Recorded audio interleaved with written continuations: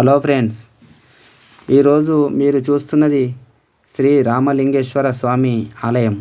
ఈ ఆలయ చరిత్రలోకి వెళితే మన హిందూ పురాణాల ప్రకారం త్రేతాయుగంలో శ్రీరామచంద్రుడు రావణాసురుడిని వధించిన తర్వాత బ్రహ్మ హత్య పాతకంగా దోష నివారణ కోసం భారతదేశంలోని అనేక చోట్ల శివలింగాలను ప్రతిష్ఠించాడు.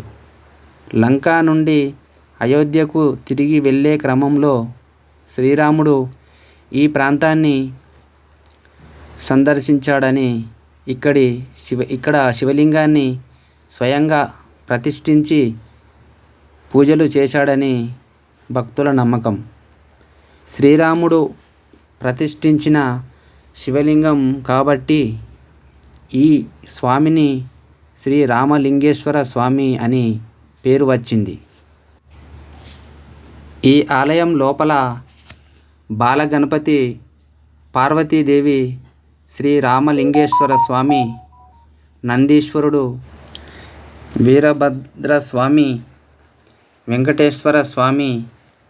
ఈ ఆలయ బయట ప్రాంతంలో రంగులతో గణపతి, కాశీ నుండి స్వయంగా ఆంజనేయ స్వామి శివలింగాన్ని తెచ్చి ఇక్కడ ప్రతిష్ఠించాడు. చిన్న పార్వతీదేవి ఇక్కడే ఈ ఆలయ వెలుపల భాగాన స్వయంభుగా ఆంజనేయ స్వామి దర్శనమిస్తాడు. ఇది ఒక ప్రాచీన ఆలయం. కాకతీయుల కాలం నాడు ఈ ఆలయ నిర్మాణం జరిగింది. కాకతీయుల శిల్పకళ ఉట్టిపడేలా ఈ త్రికుటాలయ నిర్మాణం జరిగింది. ఈ ఆలయం పూర్వం నుండి ప్రకృతి శక్తుల వలన, పాలకుల మార్పుల వలన కాలక్రమేణా కొంతవరకు ఈ ఆలయం ధ్వంసమవ్వడం జరిగింది. కానీ ఈ ఆలయాన్ని స్థానిక రాజులు, జమీందారులు, గ్రామస్తులు పునరుద్ధరిస్తూ వస్తున్నారు. ఈ ఆలయ ప్రాంతంలో ఏకశిలతో చెక్కిన 4 దిక్కుల 4 భారీ స్తంభాలు ఉంటాయి. ఈ ఏకశిల మీదుగా ఈ గ్రామానికి శిల్వా కోడూర్ అని పేరు వచ్చింది. ఇక్కడ శివలింగాన్ని దర్శించుకుంటే గ్రహదోషాలు, మానసిక అశాంతి తొలగిపోతాయని, ప్రశాంతత లభిస్తుందని భక్తుల ప్రగాఢ నమ్మకం. ప్రతి సంవత్సరం మార్చి నెలలో జరిగే జాతర సందర్భంగా స్వామివారికి జరిగే శివపార్వతుల కళ్యాణాన్ని చూడటానికి భక్తులు చుట్టుపక్కల ప్రాంతాల నుండి వేలాది భక్తులు తరలి వస్తారు. ఈ ఆలయం వచ్చేసి గ్రామం శిల్వా కోడూర్, మండలం గొల్లపల్లి, జిల్లా జగిత్యాల, తెలంగాణ రాష్ట్రంలో ఉన్నది. ఇక్కడ కనిపించే ఈ స్తంభం ఏకశిలా స్తంభం. ముందుగా చెప్పినట్టు ఈ ఆలయ ఆవరణలో 4 స్తంభాలు ఉన్నాయి. ఈ గుడి విధ్వంసానికి గురైనప్పుడు ఒక స్తంభం విరిగిపోయినది.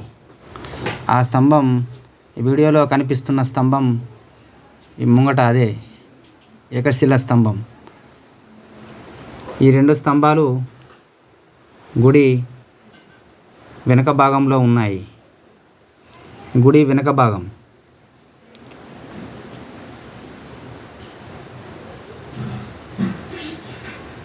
గుడి వెనక భాగం. ఇది వెనక గేటు, అటు బయటకు వెళ్ళిపోవటానికి. ఇదంతా గుడికి వెనక భాగం.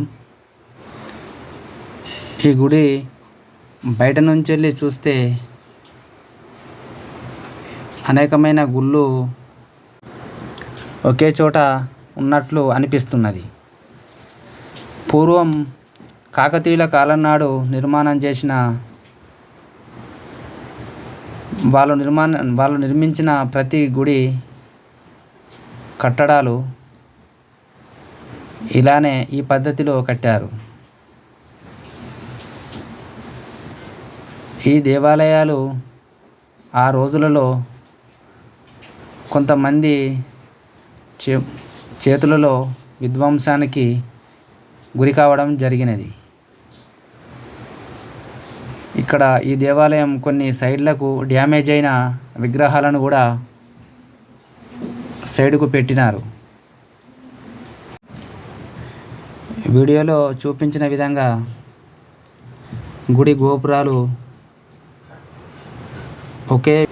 ఒకే విధంగా నిర్మాణం చాలా అద్భుతంగా చేసినారు. ఈ దేవాలయంకు కొంచెం ముంగటికి పోగానే ఇక్కడ ఒక సంధి లెక్క మనకు కనిపిస్తున్నది.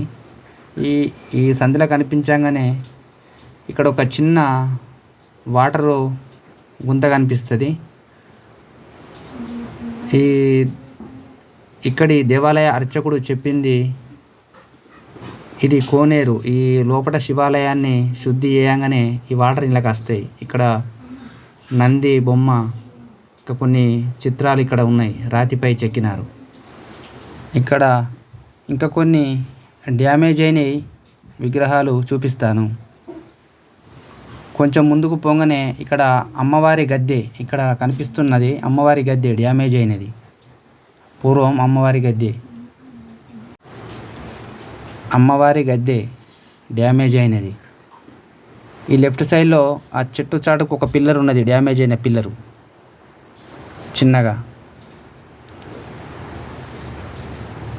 హనుమాన్ టెంపుల్ ఇది. హనుమాన్ టెంపుల్ నిర్మాణం ఒక అద్భుతంగా చేసినారు.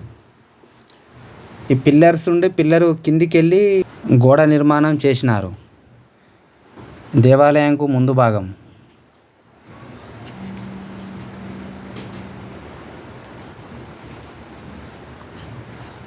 ఆంజనేయ స్వామి కాశీ నుండి తెచ్చి ప్రతిష్ఠించిన శివలింగం కనిపించేది. ఈ శివలింగం కాశీ నుండి ఆంజనేయ స్వామి తెచ్చి ఇక్కడ ప్రతిష్ఠించినాడు.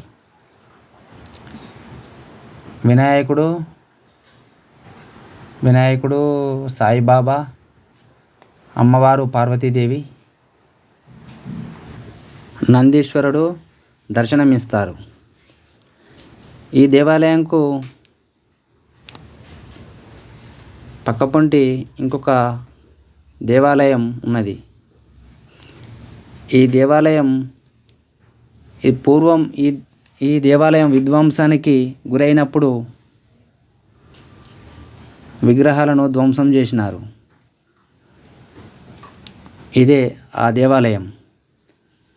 ప్రస్తుతానికి లోపల ఎలాంటి విగ్రహం లేదు, స్టోర్ రూమ్గా యూజ్ చేస్తున్నారు.